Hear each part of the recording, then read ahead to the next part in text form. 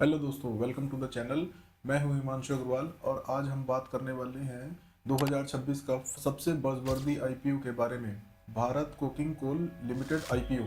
यह सिर्फ एक नॉर्मल आईपीओ नहीं है, यह एक strategic PSU company, steel industry का बैकबोन और कोल इंडिया की एक इम्पोर्टेंट सब्सिडायरी है। इस वीडियो में हम डिटेल में समझेंगे कंपनी क्या करती है, IPO details, financials, GMPs and subscriptions, risk और सबसे इम्पोर्टेंट रिटेल इन्वेस्टर को अप्लाई करना चाहिए या नहीं। तो इस वीडियो को एंड तक ज़रूर देखिए। बीसीसीएल क्या करती है, सबसे पहले समझते हैं भारत कोकिंग कोल लिमिटेड यानी बीसीसीएल कंपनी क्या है। बीसीसीएल कोल इंडिया लिमिटेड की एक 100% सब्सिडायरी है और यह कंपनी इंडिया की लार्जेस्ट कोकिंग कोल प्रोड्यूसर है। कोकिंग कोल का यूज़ होता है स्टील बनाने में, इंफ्रास्ट्रक्चर प्रोजेक्ट्स में, मैन्युफैक्चरिंग सेक्टर्स में, पावर सेक्टर में। इंडिया अभी भी काफ़ी कोकिंग कोल इंपोर्ट करता है और बीसीसीएल का रोल है इंपोर्ट डिपेंडेंसी कम करना।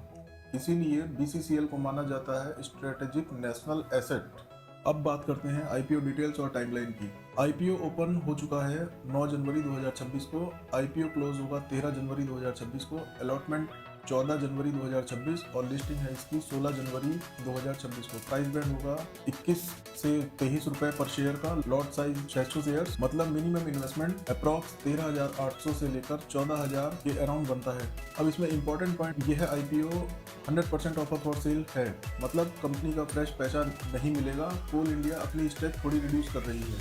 अब आईपीओ का स्ट्रक्चर कुछ इस तरह है। बिग इंस्टीट्यूशंस के लिए 50%, रिटेल इन्वेस्टर्स के लिए 35%, एचएनआईज इन्वेस्टर्स के लिए 15%। जिसमें एक्स्ट्रा बेनिफिट कोल इंडिया के शेयर होल्डर्स को रिजर्वेशन है, एम्प्लॉयज़ के लिए डिस्काउंट है। इसका मतलब यह आईपीओ सिर्फ रिटेल के लिए नहीं, इंस्टीट्यूशंस के लिए भी काफ़ी अट्रैक्टिव है। सबसे important part financials. FY25 net profit approx 1,240 crore का है। कंपनी का स्केल बहुत बड़ा है, पर यह समझना भी जरूरी है कोल एक साइक्लिक कमोडिटी है। FY26 के फर्स्ट हाफ में प्रॉफिट थोड़े प्रेशर में आए हैं, जो कॉस्ट और प्राइसिंग साइकिल की वजह से हुआ है। स्ट्रॉन्ग रेवेन्यू बेस है, प्रॉफिट वॉलेटिलिटी प्रेजेंट है। Next point, subscription and GMP. अब बात करते हैं मार्केट एक्साइटमेंट की। आईपीओ ओपनिंग के फर्स्ट डे ही यह आईपीओ मल्टीपल टाइम सब्सक्राइब हो चुका है। ग्रे मार्केट प्रीमियम पर आईपीओ से पहले जीएमपी रिपोर्ट में 50 से 70% प्रीमियम दिखा रहा है। इसका मतलब मार्केट को लिस्टिंग गेन की एक्सपेक्टेशन है। लेकिन एक बात याद रखिए, जीएमपी गारंटीड नहीं होता, यह सिर्फ सेंटीमेंट इंडिकेटर होता है। Next point, strength of BCCL. चलिए स्ट्रेंथ देखते हैं। इंडिया की लार्जेस्ट कोकिंग कोल प्रोड्यूसर, कोल इंडिया जैसे स्ट्रॉन्ग पेरेंट का support, strategic importance steel and infrastructure में, लॉन्ग लाइफ कोल रिजर्व्स, पीएसयू होने की वजह से स्टेबिलिटी। इस टाइप की कंपनी मार्केट में बहुत कम आईपीओ के थ्रू आती हैं। अब फाइनल सवाल, रिटेल इन्वेस्टर को अप्लाई करना चाहिए या नहीं। शॉर्ट टर्म लिस्टिंग गेन के लिए strong subscription plus GMP positive signal है। लॉन्ग टर्म के लिए स्ट्रेटेजिक बिजनेस है, कैश जनरेशन पीएसयू है, बट कमोडिटी साइकिल को समझना जरूरी है।